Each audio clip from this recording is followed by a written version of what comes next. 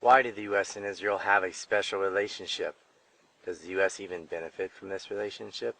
Are the Israelis immune from prosecution?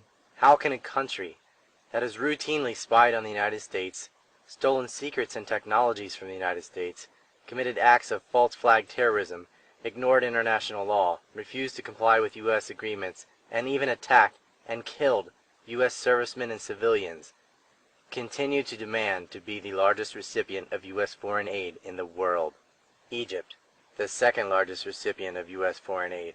How have they been caught in a tug-of-war between foreign powers who dictate their political policies, and does this relate back to Israel? Lastly, the Kennedys. What really happened to these men? Were they really murdered by lone gunmen? Was this a pivotal point in U.S. history? Did the special relationship begin with the LBJ administration? If you want to understand what is going on in Egypt today, why the U.S. supports Al-Qaeda in Syria, how Israel can point its finger at Iran over nuclear weapons when they stole their own from the United States, then you've got to know history. Covert actions, or conspiracy, are a historical fact.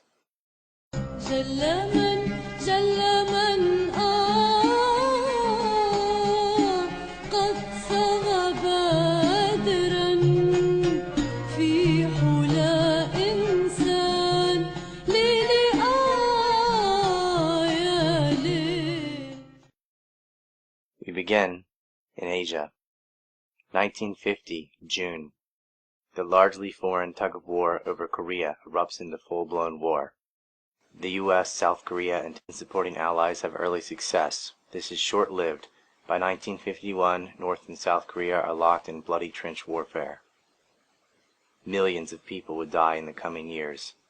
Every single city in North Korea will be bombed. Starvation is rampant and horrific in North Korea following the war.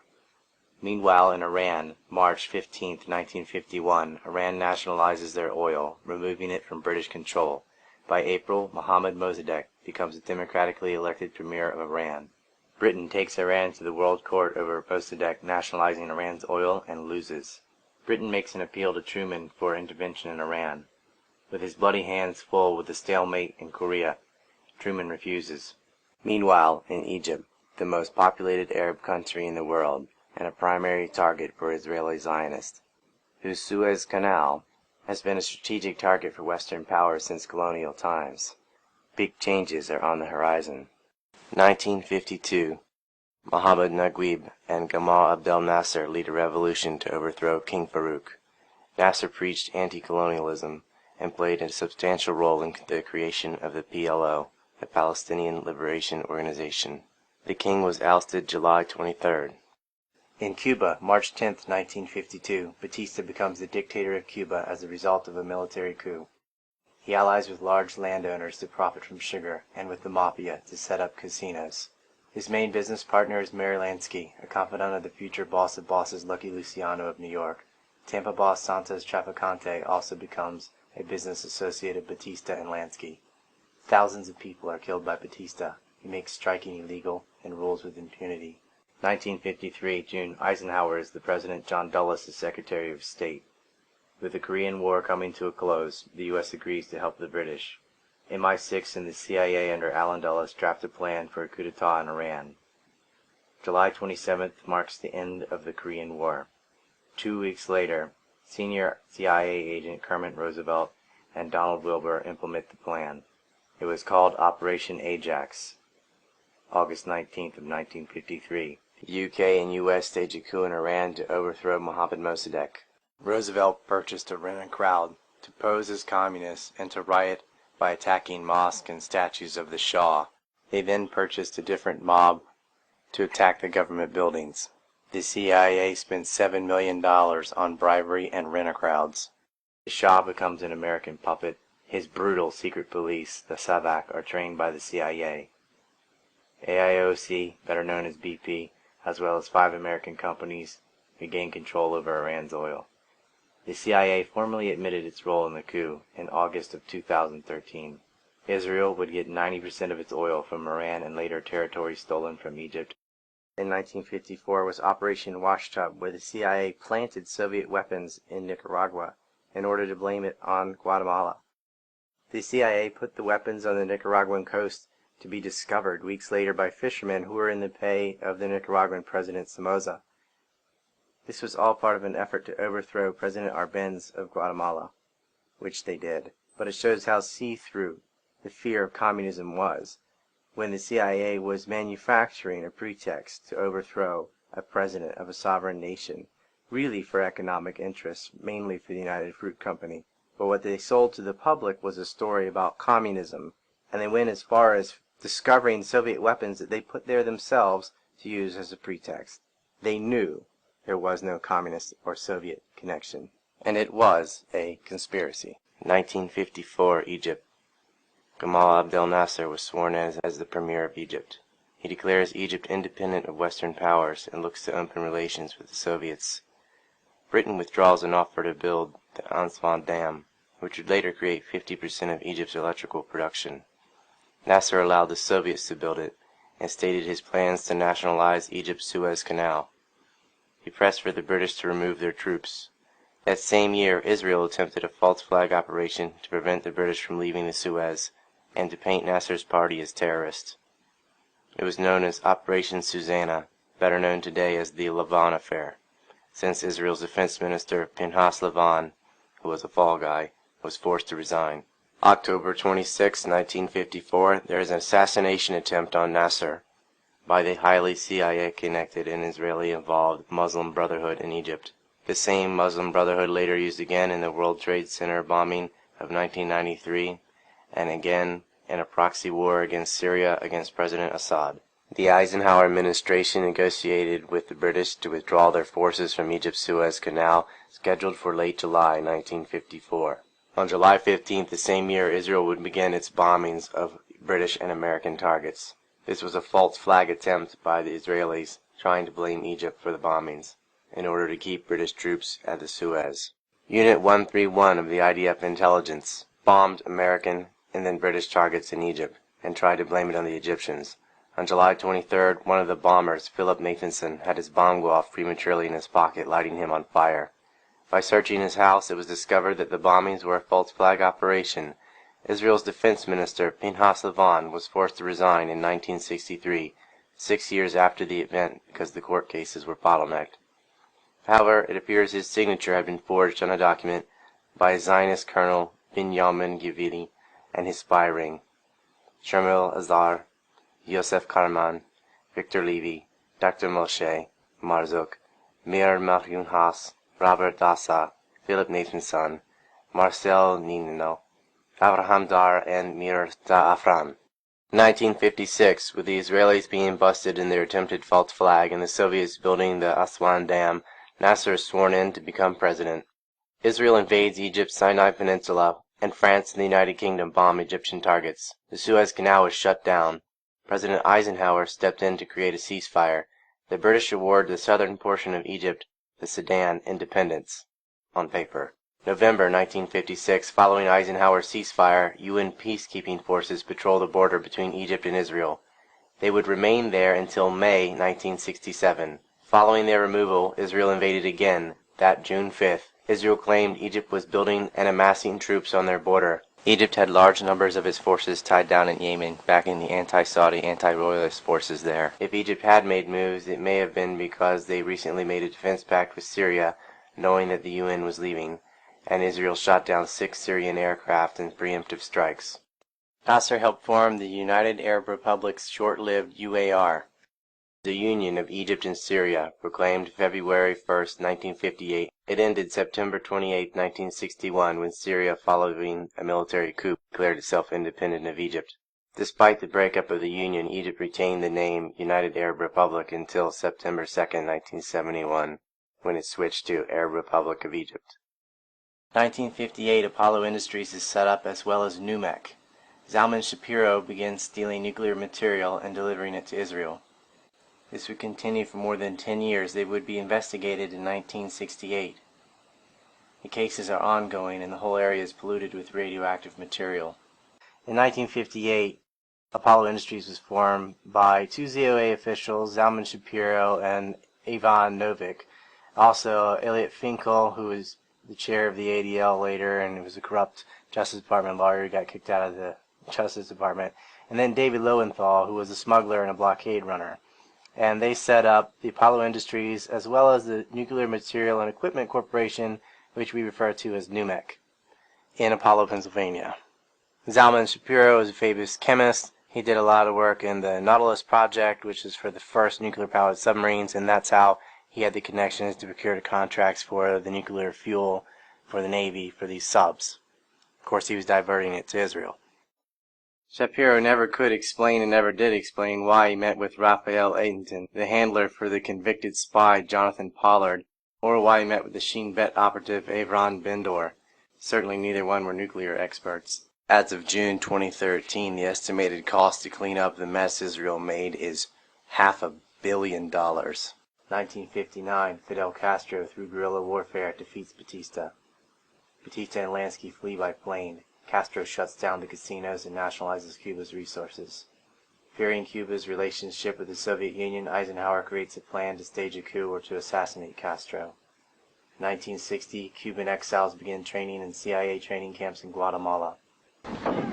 At a secret base in the Guatemalan jungle, American CIA agents had been training Cuban exiles to invade Cuba. 1961, April 15th, the CIA, with B-26 bombers painted to look like Cuban planes, attack Cuba, blowing up their planes on the ground.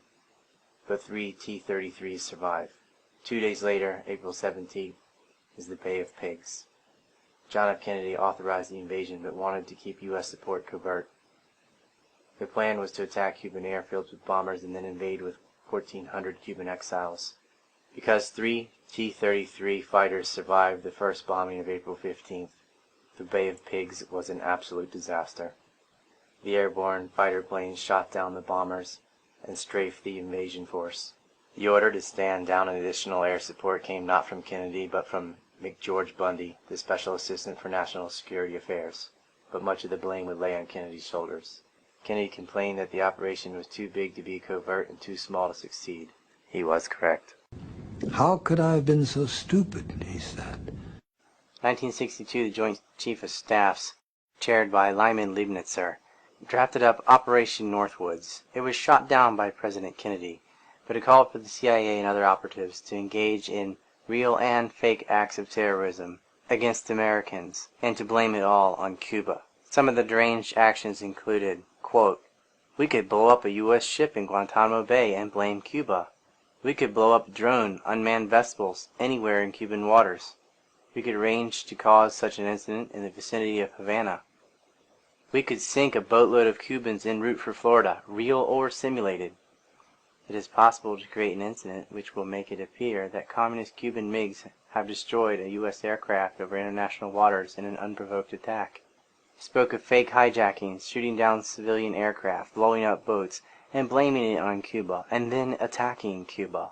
All of this arranged by the CIA as a false flag. Liebenitzer went on to become the Supreme Allied Commander of NATO after this psychotic attempt at framing Cuba. Perhaps more outrageous is that everybody on the Joint Chief of Staff was involved in this. George W. Anderson, Jr., General George H. Decker, General Curtis E. LeMay, and General David M. Shoup, along with, of course, Lyman Liebenitzer. However, Kennedy and McNamara said no. 1962, November 21st, the Department of Justice, under Robert Kennedy, orders the American Zionist Council to register under FARA, the Foreign Agents Registration Act. The American Zionist Council makes excuses and asks for an extension. Grant S. Smith, director of the Institute for Research, Middle Eastern Policy, recounts how the World Zionist Organization and the American Zionist Council avoid FARA 7 times, with the issue finally being dropped after the death of Robert Kennedy as the new Attorney Generals and head of the Justice Department, without any legal reasoning, put an end to the investigation.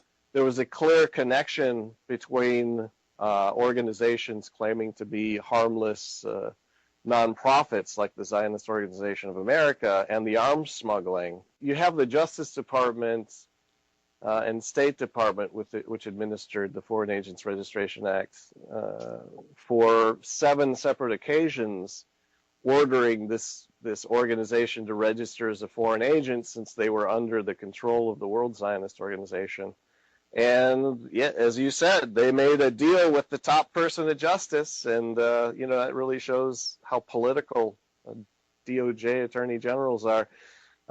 Made him basically overrule the staff attorneys and the career people, as I'm sure never ever happens here in Washington, but overrule them, kind of stab them in the back and say, you know what, ZOA doesn't have to register. In 1963, in January, Isaiah L. Kinnan incorporates the American-Israeli Public Affairs Committee in Washington, D.C. The same year, 1963, JFK tells Israeli Prime Minister David Ben-Gurion that Israel will not be allowed to have nuclear weapons. Israel builds a nuclear facility in Dimona anyway. Kennedy demands inspections. Israel lies to the U.S., even going as far as building another phony plant for them to inspect.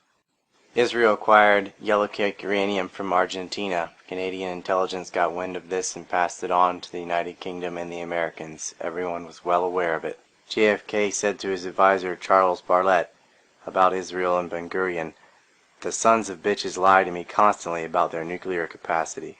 Under pressure from JFK wanting to inspect the nukes, Ben-Gurion resigned. Levi Eshkol replaces Ben-Gurion, and Kennedy goes after him as well. October 1963, the Department of Justice demands again that the American Zionist Council register under FARA. "The department expects a response from you within 72 hours, RFK wrote. The following month, 1963, JFK is assassinated. In short, who and how this murder took place is highly contested.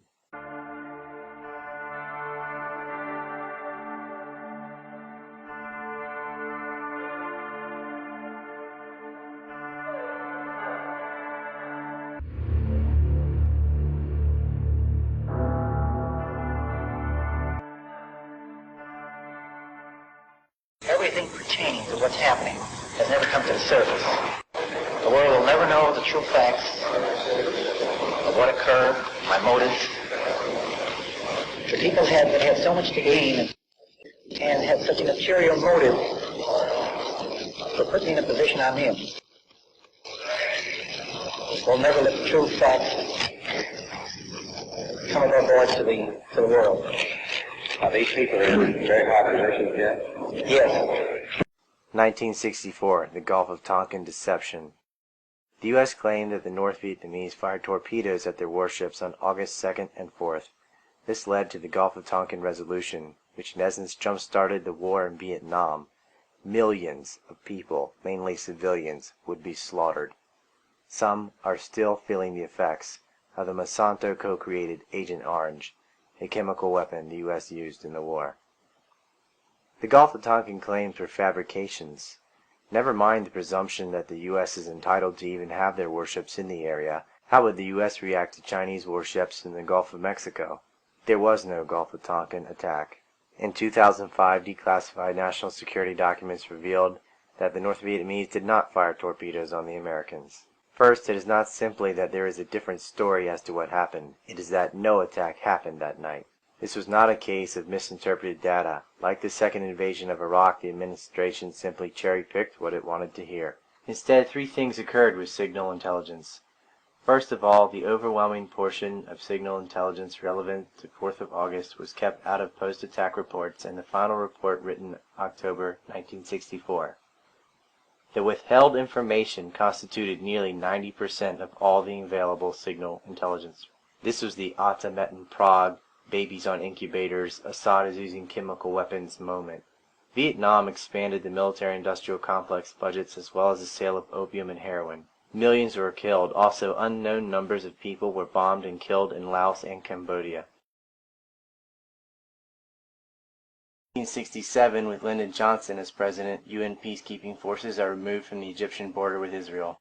Israel begins the Six-Day War, a preemptive strike on the Egyptian Air Force as it is on the ground. Financial advisor Jeff Gates relays the story of Harry McPherson, Lyndon Johnson's speechwriter, and his account of being in Israel on the day that the war broke out. So they went directly from there to the office of Abba Eban, who was the Israeli ambassador to the U.S., and had a short chat, and then they went to the head of Israeli intelligence. And as he told me, they were sitting in his office, and saying, and the ambassador asked the first question. He said, well, did the Egyptians invade? And he sort of, the guy clearly was avoiding the question.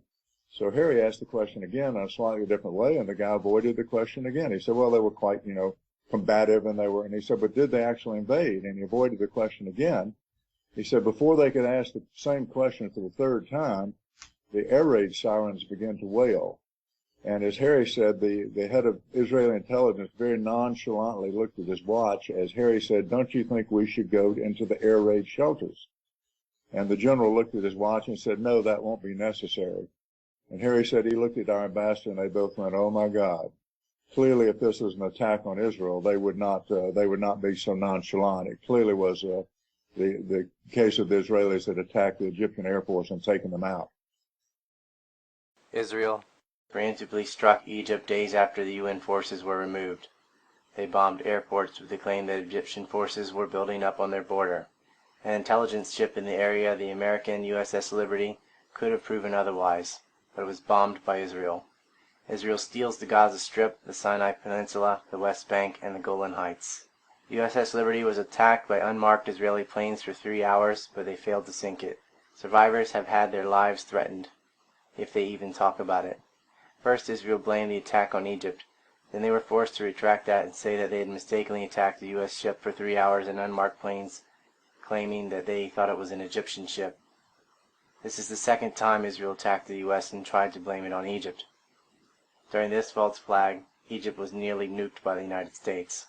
The UN unanimously passes the UN Resolution 242 requiring Israel to return the occupied territories taken by force during the war Israel started. Israel ignores this. There is no way a weak and tiny state like Israel is going to attack a U.S. naval ship and even strafe the life rafts without 100% certainty that there would not be backlash from Washington. The Liberty was clearly a U.S. ship with U.S. flags. The Israelis knew full well what they were doing. Every U.S. Liberty survivor knows that they were sent as sacrificial lambs. It is only because they survived that Israel failed again in its false flag on Egypt, where again they attacked Americans. The attack was covered up by Admiral McCain, father of future Zionist spokesman Senator John Songbird McCain, who has called for boots on the ground in both Syria and Iran. He sings songs about bombing Iran. Bomb Iran? Bomb, bomb, bomb, bomb. Anyway. Was Israel out of its mind, or had Johnson been compromised? Well, LBJ was having an affair with Matilda Krim, an Irgun terrorist. In fact, that's exactly what he was doing the day the Six-Day War broke out. And LBJ was known to take Marine One, the helicopter, over to see Matilda when Arthur was not there, and they had a very robust affair ongoing. And the night that the so-called Six-Day War began, or the Six-Day Land Grab, as it should more accurately be called, Matilda was in the White House that night, servicing our commander-in-chief in the White House. So what's the possibility that an Irgun terrorist would be servicing our commander-in-chief the night the war broke out if that was anything other than a long planned offensive land grab? Was the LBJ administration compromised even further than that? Did Israel have blackmail on their partners in crime even better than Hoover's homosexual activities? Well, for time's sake and organizational purposes, we'll have to jump back to this. In 1968, Robert Kennedy is murdered. The press blames a Palestinian man for the murder, a man who cannot remember the day's events.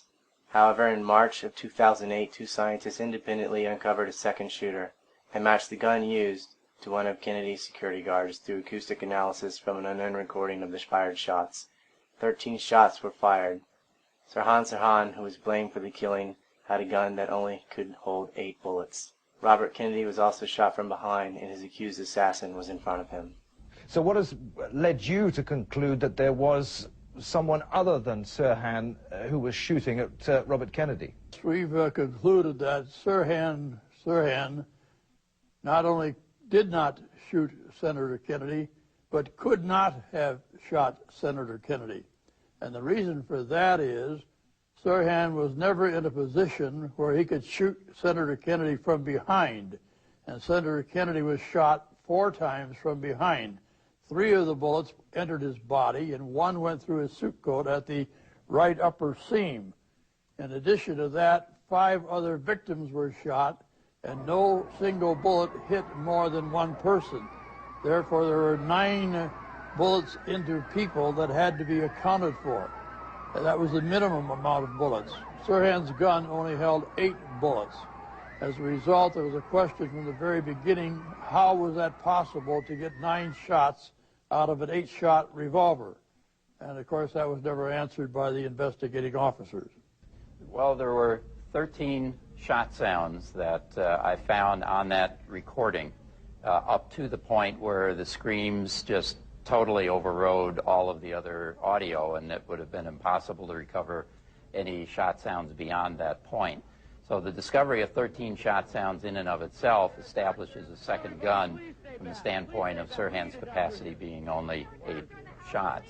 The second discovery was the presence of 2 double shot instances, and that is 2 shots that occur so closely together as to preclude the possibility of having come from a single weapon.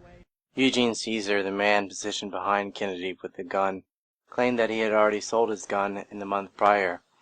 However, it was discovered that he actually sold his gun 3 months after the assassination. So why did he lie about when he sold his gun? Author, documentary maker, and journalist John Pilger gives his first-hand account as he was an eyewitness to the Robert Kennedy assassination.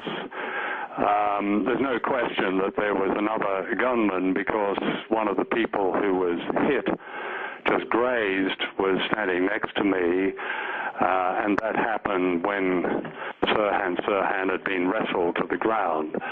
So that's the interesting thing. There was another assassin, or several assassins.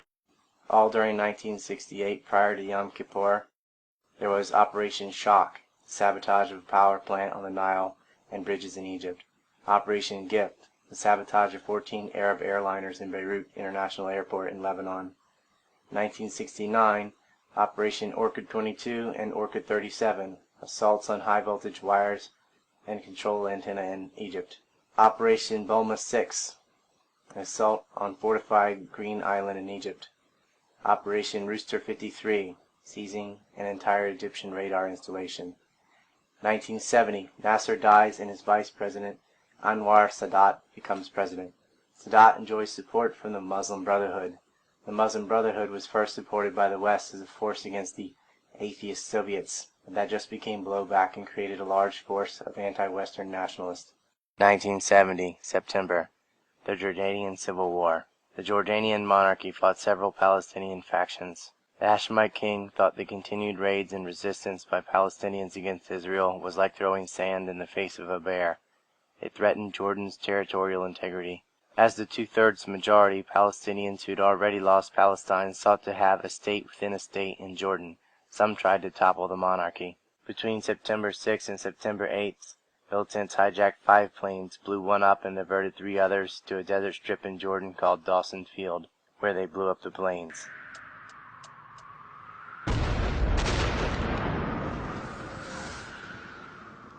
Our demands and conditions are very clear. The Jordanian army cracked down on Palestinians. 15,000 Palestinian militants and civilians were killed. Swaths of Palestinian towns and refugee camps where the PLO had amassed weapons were leveled. This was in part only partially motivated by terrorist attacks, but simultaneously by the demographic threat that Palestinians posed to the monarchy of Jordan. Between 50 and 100,000 people were left homeless. Begotten from the conflict was a new splinter group called Black September, which committed terrorist attacks, including the assassination of the Jordanian Prime Minister, and more infamously, 11 Israeli participants to the Olympics in Munich in Germany. 5 athletes, 4 coaches, 1 referee, and a judge were killed.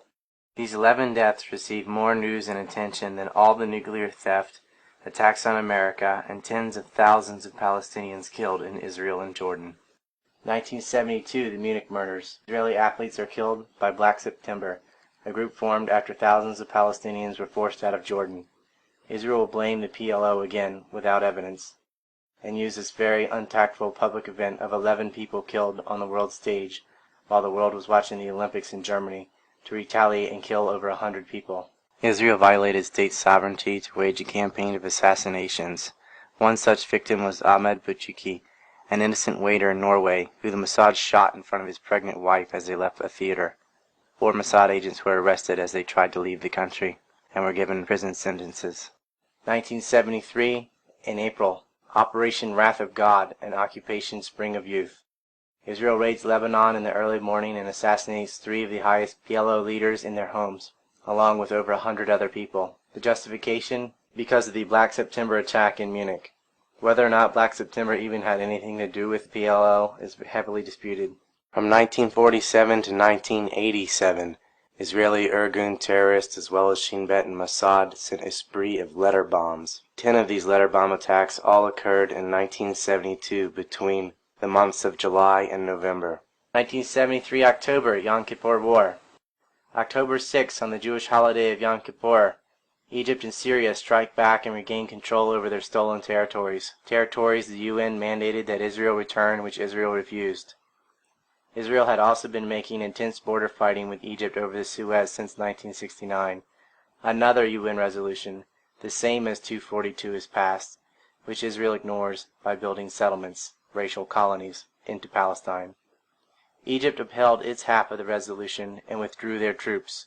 The moment the Egyptian troops left Palestine, Israel reoccupied it and began building its colonies. The UN passes 338, calling for a ceasefire.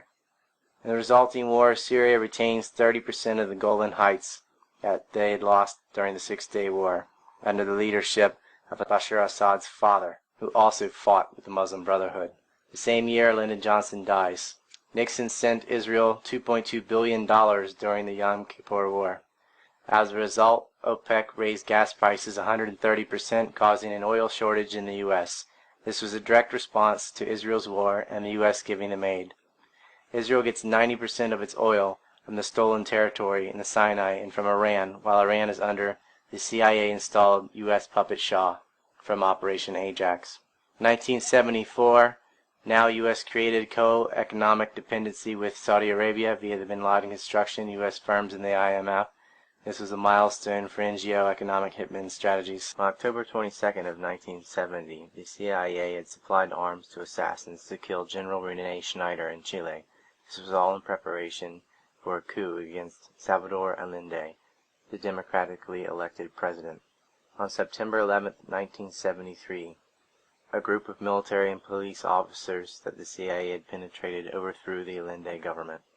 He was replaced by General Augusto Pinochet, a ruthless military dictator. The junta was supported completely by the United States. They shut down all political parties and murdered thousands of people. Chile was not a threat to the United States, and the coup was not in U.S. interests whatsoever. Only selective corporate interests made a profit. John McCone, the director of ITT, made a bundle. He was also the former head of the CIA itself. ITT and Anaconda Copper stood to lose from Allende's nationalization of such industries in his country. In 1975, the Vietnam War ends. 1976, Israeli Shin Bet staged a false flag hijacking to blame the PLO. Israeli agents helped the Etna hijackers. This was a hijacking which was blamed on the PLO. The story didn't break until 2007 that actually it was Israeli agents provocateuring the entire event. Say Edit Matkal was sent to rescue the hostages. However, the blame should have been placed on the PFLP and Israel itself, not the PLO. This event will forever be pointed to as an excuse to accuse the PLO of being terrorists and to politically make them illegitimate. 1978, Anwar Sadat, the President of Egypt and the Prime Minister of Israel, began to sign the Camp David Accords. February 1979, the Shah is forced to take a vacation to Egypt and never return to Iran. A month after the revolution in Iran, whereupon Iran nationalized their oil, Israel, with the U.S., signs a peace treaty with Egypt. The U.S. will pay Egypt billions of dollars annually and modernize their military. Egypt will close the Suez Canal to Iran, but leave it open for the Israelis. Israel receives twice as much aid. Meanwhile, Egypt looks the other way as Palestine is colonized and ruled under Israel's racial apartheid. 1979, Israel withdraws from Sinai. April of 1979, Ayatollah Khomeini leads Iran into a theocratic republic. July of 1979, Saddam Hussein is installed as president of Iraq, coming back from Egypt where he had been in exile for attempting a coup. The CIA brings him back to Iraq. The U.S. loses power over Iran, and Khomeini nationalizes Iran's oil.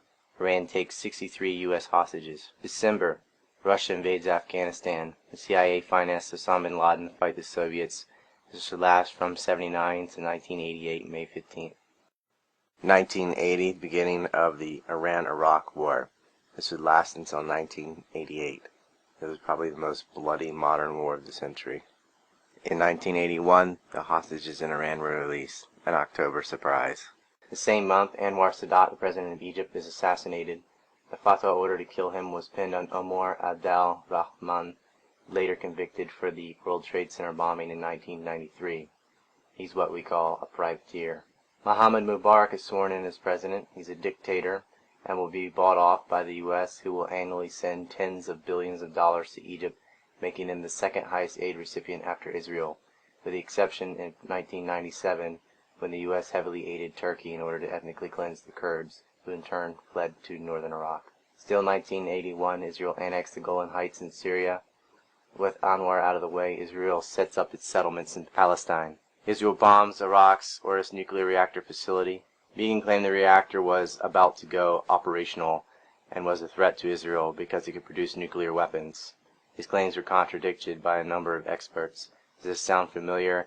It's an extreme level of audacity and hypocrisy for Israel to be pointing at Iraq because they think it's a threat that they may have nuclear weapons when they've been building and creating their own nuclear program in secret by stealing technology from the United States. In 1982, in June, the Israelis invade Lebanon with the U.S.'s support. This was based on terrorist attacks from Lebanon. Israel targets civilians and is so brutal that they receive worldwide criticism, aside from the U.S. The Israeli invasion of Lebanon has been deep and wide. It encompasses an area slightly smaller than Delaware and about a third larger than Rhode Island. By general estimates, the Palestinians are outnumbered 5-1. And as the PLO itself says, Israeli firepower is overwhelming. On the ground, across a front about 40 miles wide, Israeli armor has pushed north and east to the town of Hasbaya. Hezbollah is established as a response to the invasion. Israel occupies southern Lebanon. Also in 1982, Oded Yidden writes his plan to divide up Iraq along the lines of religious factions. He wrote, Iraq, rich in oil on one hand and internally torn on the other, is guaranteed as a candidate for Israel's targets. Its dissolution is even more important for us than that of Syria. Iraq is stronger than Syria. In the short run, it is Iraqi power which constitutes the greatest threat to Israel.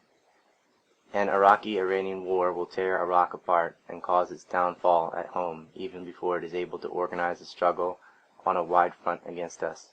Every kind of inter-Arab confrontation will assist us in the short run, and will shorten the way to the more important aim of breaking up Iraq into dominions as in Syria and Lebanon. In Iraq, a division into provinces along ethnic religious lines, as in Syria during the Ottoman times, is possible. So 3 or more states will exist around 3 major cities, Basra, Baghdad, and Mosul. And Shiite areas in the south will be separate from the Sunni and Kurdish areas in the north. It is possible that the present Iranian-Iraq confrontation will deepen this polarization. 1983, Reagan sends Rumsfeld to Iraq, where he gave them pesticides, aka chemical weapons. The U.S. was terrified that the Iranian Islamic Revolution would spread through the Gulf and into Saudi Arabia, threatening U.S. oil supplies. In 1985, largely because of Hezbollah, Israel withdraws its forces from the occupied Lebanon. In 1986, Israeli Mossad plant a radio transmitter in Libya, broadcasting false reports tricking Reagan into bombing Libya. The mass media was completely behind it and never explained it. Also in 1986, Jonathan Pollard, the Israeli spy, is sentenced to life in prison. He was a naval spy. The Secretary of the Navy at the time was John Lehman, a future PNAC member who was also part of the 9/11 Commission. Before there was Bradley Manning or Edward Snowden, there was Mordecai Vanunu. He blew the whistle on Israel's nuclear weapons by taking photographs of the facility. He exposed Israel in the Sunday Times of London. The Mossad captured him in Italy and threw him in a prison in Israel. In the US, UK, and Israel, they legalized criminal activity for the state by classifying all the information about their crimes and making it illegal to talk about them. Tell the truth about the state's lies and they'll put you in prison. These are not free societies. Benunu spent 18 years in prison, more than 11 in solitary confinement. Yet when the Israeli lobbyists busted spying and stealing classified documents through moles in the Pentagon, nothing happens to them. It's not even reported. From 79 to 86 was Iran-Contra. The U.S. and Israel worked jointly in a covert operation of selling illegal arms and drugs to finance Contras to kill the Sandinistas in Nicaragua. 1990 to 91, the U.S. war in Iraq. The U.S. used false testimony to kickstart the war. Posing as Naira, a little girl gave a heart-wrenching story of Iraqis ripping babies out of incubators, a story that was repeated for 3 months by the U.S. media. Naira was Kuwaiti royalty. She was the daughter of Saud Nasser al-Sabah, Kuwait's ambassador to the U.S., and she fabricated the entire thing. Kids in incubators, and they were thrown out of the incubators so that Kuwait could be systematically dismantled. The U.S. also used false reports of a buildup of troops on the Saudi Arabian border, but Russian satellite photos in the area. On the same day Bush Sr. was making his claims, as reported by the St. Petersburg Times, show there was no buildup. 92, neocons launched the DPG papers. 93, Oslo Accords are signed by Israel and the PLO. This was and still is the best solution if Israel would actually obey it. 1993, the ADL is caught spying on the United States and raiding police departments and destroying files. Also, 93, the first World Trade Center bombing occurs. This was a botched false flag operation that used the cover-up of claiming to be a botched sting operation. El Sayed Nosair was fingered in the bombing plot, and also for killing the founder of the JDL, Mir Kahain, the man who coined the phrase "never again" and "Greater Israel." He is one of Mir Kahain's Zionist followers who shot up 29 people in a mosque, thus starting the Intifada in Palestine. Aman al-Salem of the FBI supplied the useful idiots from the Muslim Brotherhood with explosives, which he thought were fakes. To protect himself, he recorded hundreds of conversations with the FBI. The media spent the entire year covering O.J. Simpson's trial.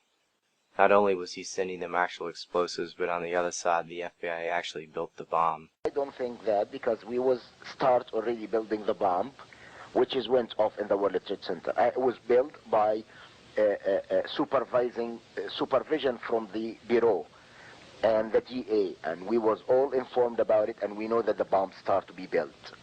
By who? By your confidential informant. What a wonderful, great case. Wow. And then he put his head in the sand and said, oh, no, that's not true. He is son of a bitch. Okay, well, it's built with a different way in another place, and that's it. Well, don't make any risk, decisions. I'm just trying to be as honest with you as I can. Of course, I appreciate that. And as far as the payments go and everything like that, they're there. I guarantee you that they are there. The address used for the Ryder truck, which was used in the bombing, went back to Chelsea Hadass, a Mossad agent who fled back to Israel. Salem secretly recorded hundreds of telephone conversations with his FBI handlers. Fortunately, the Ryder truck was parked too far away from the columns to take down the tower. Judith Miller blamed the whole event on Iraqis. Same year, Bush Sr. pardoned 6 Iran-Contra criminals, including Elliot Abrams.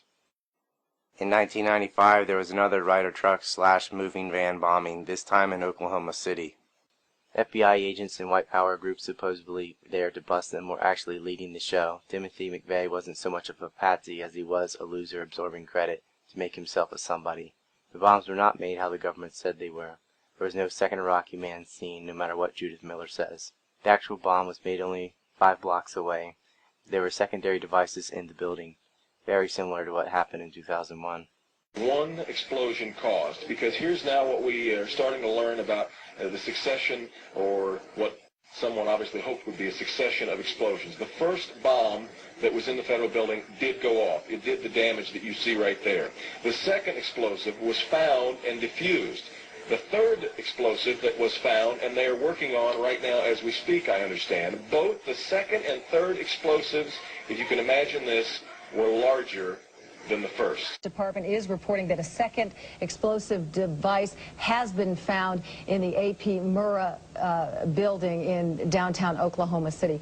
Mike, you're still with us, aren't you? Yes, I am, and I might tell you in addition to that, in fact, what we were told at the scene a few minutes ago was that, in fact, 2 different explosive devices were found in addition to the one that went off. So a total of 3, A total of 3. Now confirmed through federal authorities that a second bomb has been found inside that federal building in Oklahoma City. It was an explosion at 9 o'clock this morning that did that damage you're looking at right there, blowing off the entire north face of that building. Again, you're looking at the north face there. A second bomb was found on the east side of that building. Just took a look down the street at the Morrow building again. I see another bomb truck going, so apparently they're going to try to get out that third bomb that's been talked about. Still a lot of activity around the Morrow building. Security concerns that another one still might go off. Fortunately, it didn't, because the second device that they found, we understand, was even more powerful than the first. They then found a third device, and you can see the look on this woman's face at the fear that she might have to go through the same thing again. They then found a third device, which was also larger than the first. There was a second person in the Ryder truck with McVeigh. His name was Andre Strassmeyer. There are still captions of him. The official claim is that all the video footage has either been lost or destroyed. However, Channel 4 as well as the LA Times saw video of two men in the Ryder truck. Now, you know, another thing was that there were videotapes that were seen by the Los Angeles Times and NBC News 4 in Oklahoma City, and I think I sent you that audio clip, right, where you were going to try to use that to prove to the judge that these tapes have been seen. The LA Times saw them, and they show McVeigh sit in the truck, according to News 4 in Oklahoma City. And it's John Doe 2 that gets out of the truck, opens the back, lights the fuse, and then they run away. In fact, John Doe 2 that doesn't exist. It doesn't exist. And I have a tape, I have a fight now with the FBI over those tapes. I'd asked for the tapes taken on the morning of the 19th from the cameras located on the Murrow building and from the buildings showing the access to the Murrow building. They produced tapes from the buildings around the Murrow building, but strangely, between 8:52 and 9:02 on the morning of April 19th, 1995, these cameras at different locations go blank at different times as the vehicle passes. Amazing. But the one they never produced were the cameras, the tapes made from the cameras at the Murrow building, which were recorded off location, so they weren't damaged in the blast. And so I now have a motion in front of the federal judge here in Salt Lake City to make them turn over those tapes. The reason they confirmed this is because FBI agents were selling the tapes black market for $800,000. This was revealed during Jesse Trinity's lawsuit case. In his lawsuit, he uncovered the nature of the tapes and how FBI agents were actually trying to sell them black market for a profit. Well, now, have you been able to share any of that information with the judge and say, look, Judge, here are credible reports of people seeing what they say is missing? That will come the next round. And actually, I've just recently discovered that how the news media came to see those tapes is two FBI agents were attempting to sell a copy for $800,000 to the national media. And they showed the press a preview copy of it. No way. Before the purchase. No, that's true. That's what really happened. And of course, they were caught before the transaction could be completed. But my understanding that the reporters from the Los Angeles Times did, in fact, see that tape and wrote about it. But then it disappeared. Jesse Trinity is suing the FBI, who wrongly, under Eric Holder, killed his brother, Kenneth Trinity. And there was a series of mysterious suicides following that cover-up. And he killed himself in prison, too. Yeah. Well, just like they tried to say about your brother. And I had an eyewitness named Alden Gillis Baker, and a month before the trial was to start in 2000, they found him hanging in his cell, too. All three, Guthrie, my brother, and Baker supposedly committed suicide by hanging themselves in federal custody. Well, you know, the last time we spoke, you mentioned that the expert, who I guess was sent by the government to examine the videotapes of what happened on the cell block that night, was ordered not to discuss what was in the tapes, and then himself was found dead. 1997, PNAC papers are released. Same authors and rhetoric as all the other papers. 2000, Rumsfeld sells North Korea 2 light-water nuclear reactors. Do you see a pattern here? Also in 2000, an Israeli spy ring of art students penetrate the U.S. They peddle ecstasy and finance themselves with drug money. They spy on military bases and federal buildings. George Bush Jr. becomes president.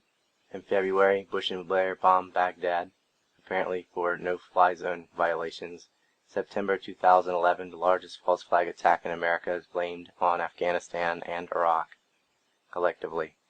September 2011, police arrest Israeli Mossad agents filming and cheering the 9/11 attack. The Israelis work for a fake moving company with a false address. The owner of the front flees to Israel. His name was Dominic Suter. The FBI releases the Israelis, and the evidence linking to them the attack is classified. Antiwar.com is currently under FBI surveillance and is countersuing them through the ACLU because they were put under the FBI's radar for an author releasing information about Dominic Suter, the owner of the Mossad's front, who fled back to Israel and was involved in 9/11. This is a very large historical event. More details are in the film War by Deception. In March 2003, Iraq was invaded and occupied. This was based on fake intelligence that came from Israeli dual citizens that wrote these things in the defense guidance papers and PNAC. Iraq was erroneously connected to al-Qaeda and the 9/11 attacks by Zionist outfits like PNAC and the Weekly Standard, whose writers like Gary Schmidt and William Crystal claimed that the lead hijacker of 9/11 met with Iraqi officials in Prague, where they gave him anthrax. Israeli security forces claim to have witnessed this transfer. Anthrax was mailed to U.S. senators and others immediately after the 9/11 attacks. The notes had the date at the top, 9/11/2001. They read, "Death to America, death to Israel." They were also sent from the locations of the hijacker cells in New Jersey and Florida, where the Israeli Mossad happened to be living next door. Secretary of State Colin Powell made the case for war at the UN by holding up a mock vial of anthrax, and then talking about mobile weapons labs and biological weapons. Another lie that originated from Judith Miller and the same neocons and Israelis who lied about everything else. It was deception. These were not mistakes in intelligence, they were lies. They didn't come from oil companies or Saudi Arabia or the New World Order. They came from Israelis.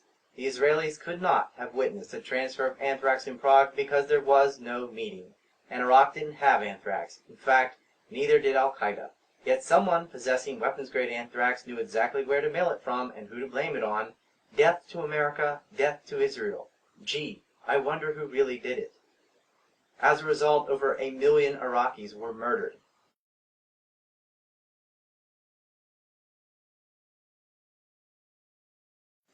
The covert activities portrayed in this film are only a minority among the ones that were actually perpetrated. As we've seen, governments constantly lie. False flags and other malicious covert activities are commonplace. The mass media is always there to promote each government lie and to demonize the disbelievers as if they're crazy. For all of these nefarious conspiracies about government plots to kill and conspire and lie about it and cover up the real truth. I mean, this stuff is as ridiculous as it has ever been, but it is as ridiculous as it is dangerous. Since the Lyndon Johnson administration, Israel has been able to spy on, attack, and steal from the United States without consequence or even media coverage. They've even been able to send the U.S. into wars on their behalf. In fact, the current U.S. policies of invading Libya, aiding mercenaries in Syria and attacking Syria, sanctions on Iran, and attacking them with cyber attacks is completely in Israeli interests, but contrary to U.S. interests. The major policy shift was when the primary host for the parasite moved from the United Kingdom to the United States. The U.S.-Israeli relations did a complete 180 after Kennedy was murdered. Israel got its nuclear weapons unimpeded, as well as billions of dollars from the United States, and anyone straying from the party line is an anti-Semite. To understand how the CIA and Mossad hire out, one must understand the tactic of plausible deniability. I think it is well known that the U.S. and other intelligence agencies ally with criminals. The U.S. has openly aided al-Qaeda and al-Nusra, MEK, Jandala, etc., all terrorist groups. The FBI built the bomb the Muslim Brotherhood used in the 1993 World Trade Center attack. The CIA and FBI have been busted running both drugs and guns to cartels and terrorists, from Mexico to Turkey, from Colombia to Libya, from Afghanistan to Vietnam. Cocaine, heroin, marijuana, crack, ecstasy, LSD. It's all been run in cooperation with cartels by the CIA and Mossad. So why would it shock anyone to learn that intelligence agencies have worked with the mafia? It's all organized crime. It doesn't matter if you call them cartels or terrorists, yakuza, triads, teamsters, or Cosa Nostra. Post-World War II, the CIA really boosted its relationships with the mafioso and the mafia in post-war Italy, as well as the Yakuza groups in Japan, the Yamaguchi-gumi and Inagawa-kai especially. In the U.S., it was primarily in New York, Chicago, Vegas, Tampa, New Orleans, Dallas, and Philadelphia, where they made a stronghold. I'm not going to get into the Yakuza because they really didn't have anything to do with Kennedy, but it is worth pointing out that they are guilty of equally horrible crimes. They assassinated not one, but 2 prime ministers in Japan. And of course, one of the very first post-war prime ministers of Japan was Nobusuke Kishi, who was himself Yakuza. That's how deep the relationship is with government and foreign intelligence agencies and foreign powers. There was one interesting blurb in a trial of a Japanese mobster that he yelled as he was being hauled away after his sentencing, where he just started shouting out the JFK killers. Also interesting is that his underboss had dealings with Prescott Bush. That's Bush Sr.'s brother, not to be confused with his father of the same name who helped finance the Nazis. For the Japanese mob and the killings on behalf of American handlers, as interesting as it is, could be the subject of another movie all on its own. I'm pointing it out only to show a pattern here, a method of contracting out to local syndicates to do the CIA's dirtiest work. If you think Prohibition created ripe grounds for a black market and breeding grounds for organized crime, then just imagine what happened when whole cities had been destroyed.